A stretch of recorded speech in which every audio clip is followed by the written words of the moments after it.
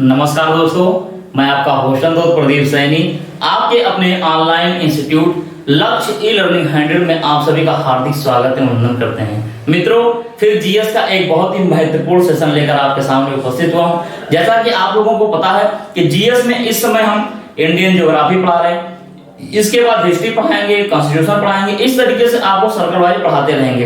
तो ज्योग्राफी का जो एक बहुत ही महत्वपूर्ण टॉपिक लेकर फिर उपस्थित हुआ हूं, और टॉपिक क्या है आप लोग थंबनेल लेके समझ ही चुके होंगे। अब बाकी यहाँ बोर्ड पे देख रहे हैं कि दक्षिण भारत से लगने वाले द्वीप, यानी अपना भारत जो है, अपने भारत के दक्षिणी हिस्से में जो द्वीप हैं, उस द्वीप के बारे में हम लोग जानेंगे, और उस द्वीप का महत्व क्या है, उस महत्व के बारे में भी हम लोग जानेंगे। तो मित्रों आप लोग सेशन को एक बार फिर शेयर कर दीजिए, क्योंकि मैं आप लोगों से पढ़ लिया हूं 80 दिन का, और 80 दिन में आप लोगों का कोर्स कंप्लीट कराऊंगा। और फिर आप देखिएगा कि जब एनटीपीसी का एग्जाम होगा, जब 15 दिसंबर से शुरू होगा एग्जाम, और आप लोग बैठेंगे तो फील करेंगे कि हाँ, प्रदीप सर ने जो पढ़ाया था ये तो आपके एग्जाम में फंस गए।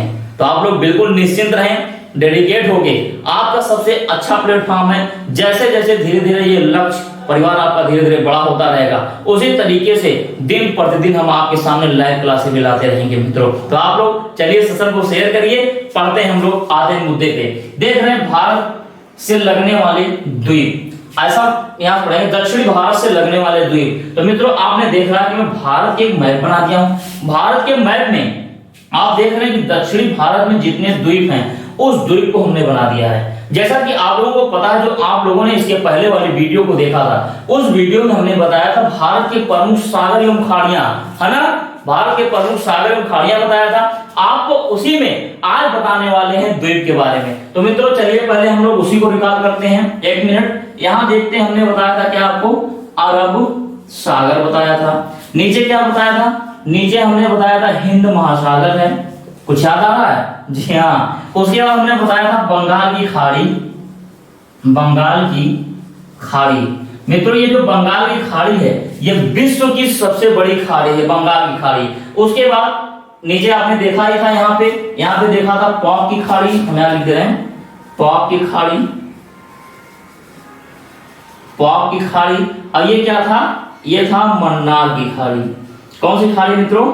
मन्नार की खाड़ी। समझ में आ रहा है?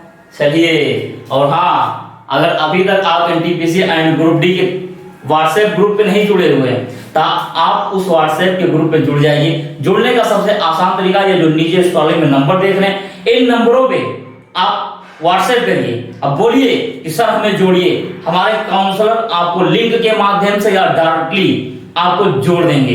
इससे क्या होगा कि आप टीचरों के बीच में डायरेक्ट कनेक्ट हो जाएंगे, और जब कनेक्ट हो जाएंगे तो टीचरों से अपनी बात कर सकते हैं वहां पे। तो मित्रों बिल्कुल परेशान न रहें, हम बार बार कहते हैं कि जब तक तोड़ेंगे नहीं तब तक छोड़ेंगे नहीं। चलिए हम आते हैं, देखते हैं अपने द्वीप के बारे में जो इंपॉर्टेंट है। मित्रों हम लोग शुरू करते हैं यहाँ से, दक्षिणी भारत से। अपने दक्षिणी भारत में मित्रों जब हम तमिलनाडु की यात्रा करेंगे, तो तमिलनाडु की यात्रा करते समय एक यहाँ पे एक बिंदु है, इस बिंदु का नाम है रामेश्वरम। क्या नाम है? रामेश्वरम। ये रामेश्वरम एक प्रकार का द्वीप है, समझिए, जो आपके तमिलनाडु वाले हिस्से में ही आता है।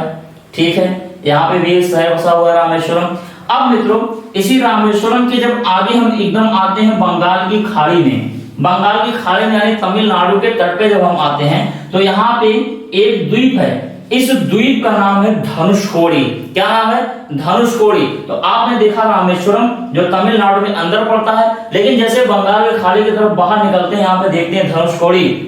अब देखिए मित्रों, हम आते हैं यहाँ पे श्रीलंका, देख रहे हैं श्रीलंका का जो सबसे ऊपरी हिस्सा, यानी जो भारत की तरफ निकला हुआ है, इस पॉइंट का नाम है तलया मन्नार। क्या नाम है? तलया मन्नार। ये देखिए लिखा हुआ है, मिट गया, तलया मन्नार। ये तलया मन्नार जो है श्रीलंका से भारत की तरफ निकला हुआ है, जबकि तमिलनाडु में धनुषकोडी अपने भारत से श्रीलंका की तरफ निकला हुआ है। तो समझ में आ रहा है? मतलब श्रीलंका की तरफ इंगित कौन कर रहा है? धनुषकोडी। धनुष करता है राम जी का।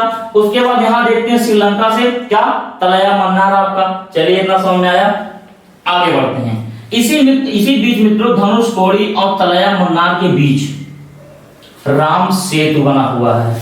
क्या बना हुआ है? राम सेतु। आप कहेंगे क्या आपने देखा सर? नहीं, मैं नहीं देखा हूं मित्रों।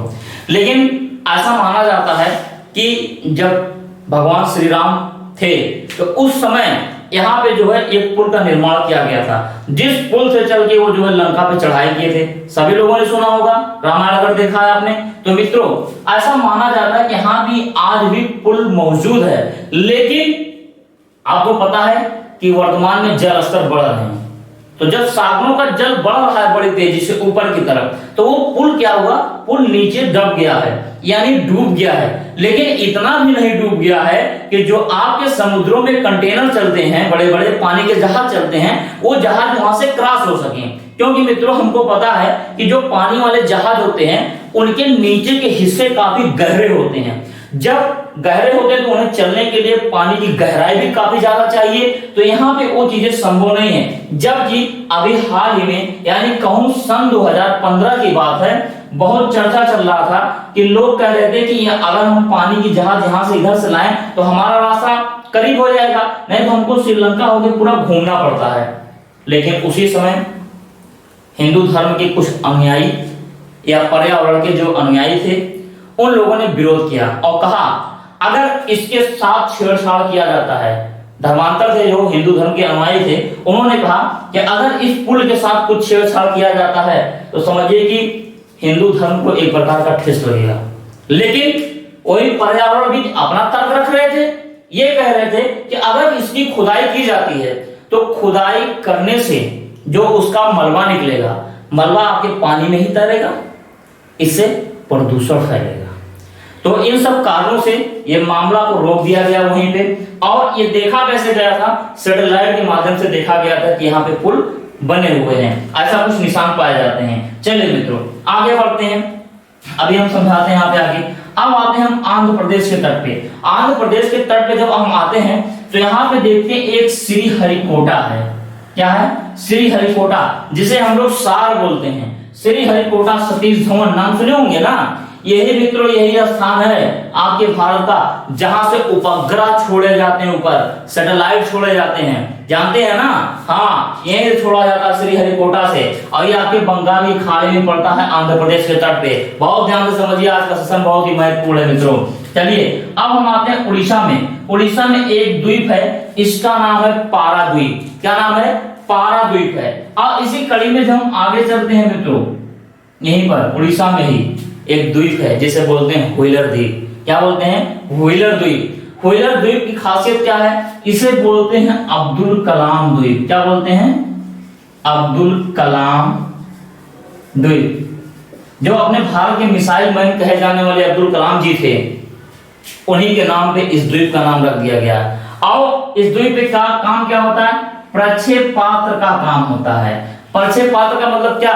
जो मिसाइल का प्रशिक्षण किया जाता है, चला के चेक किया जाता है, ट्रायल किया जाता है, वो काम आपके यहाँ से किया जाता है व्हीलर द्वीप से, यानी अब्दुल कलाम द्वीप से किया जाता है। जबकि जो श्रीहरिकोटा है, श्रीहरिकोटा से उपग्रह छोड़े जाते हैं ऊपर आसमानों में। जैसे जो आप मोबाइल चलाते हैं ना, बिना नेटवर्क का है, बिना तार का है, तो ये जो नेटवर्क कम्युनिकेट होता है ये कहां से होते हैं? सैटेलाइट से होते हैं। तो ऐसे बहुत से कामों के लिए, अलग अलग कामों के लिए सैटेलाइट आपके छोड़े गए हैं ऊपर, तो यहां से छोड़े जाते हैं श्रीहरिकोटा से मित्रों। आप ध्यान दीजिएगा इस चीज को। चलिए आगे इसमें बता देते हैं। हमने बताया आपका यहाँ पे पाक की खाड़ी है, और यहाँ पे हमने देखा पाक खाड़ी यहाँ बना दिया, पाक की खाड़ी यहाँ है, और इधर मन्नार की खाड़ी है। क्लियर? जो अगली वीडियो में आपने देखा था। यहीं पर देखिए श्रीलंका में एक जाफना द्वीप है, और श्रीलंका में ही एक बहुत ही विश्व प्रसिद्ध एलिफेंटा दर्रा स्थित है। जबकि एलिफेंटा नामक स्थान आपके महाराष्ट्र में भी यही पड़ता है, जहां पे लोग टहलने जाते हैं, पर्यटक स्थल के रूप में यूज करते हैं। जबकि एलिफेंटा दर्रा के नाम से एक स्थान स्थित है आपका श्रीलंका में। दर्रा है पास, है ना, जब प्राकृतिक आवागमन के मार्ग होते हैं जो पर्वतों के बीच में बन जाते हैं, तो ऐसे आपके बना हुआ है यहाँ पे। तो मित्रों मैं उम्मीद करता हूँ ये सेशन आपको बहुत अच्छा लगा होगा और बहुत अच्छे से डेडिकेट होकर अपनी पढ़ाई कर रहे होंगे। तो मित्रों ये जो आपने अभी क्लास देखा, लगभग 10 मिनट का क्लास, आप लोग जरूर देखिएगा। इसी तरीके से हम क्लास लाते रहेंगे। तो आप स्क्रीनशॉट लीजिए, फिर आगे आपसे बात करते हैं। मित्रों मैं कहना चाहूंगा कि अगर आप अभी तक टेस्ट सीरीज को ज्वाइन नहीं किए, टेस्ट सीरीज को ज्वाइन कर लीजिए, क्योंकि उस टेस्ट सीरीज से आपको बहुत फायदा मिलने वाला है। जुड़ने का सबसे आसान तरीका है, नीचे जो स्क्रॉलिंग में नंबर चल रहे हैं, इन नंबरों पे आप कॉल करिए या व्हाट्सएप करिए। मित्रों, बहुत समय नहीं इन्वेस्ट होता है आपका, थोड़ा समय दीजिए तो देखिए, हो सकता है आपकी लाइफ बदल जाए। तो मित्रों, आप लोग खुश रहें, मुस्कुराते रहें। यहीं पे अपनी वाणी को हम विराम देते हैं, फिर मिलते हैं नेक्स्ट वीडियो में। तब तक के लिए धन्यवाद।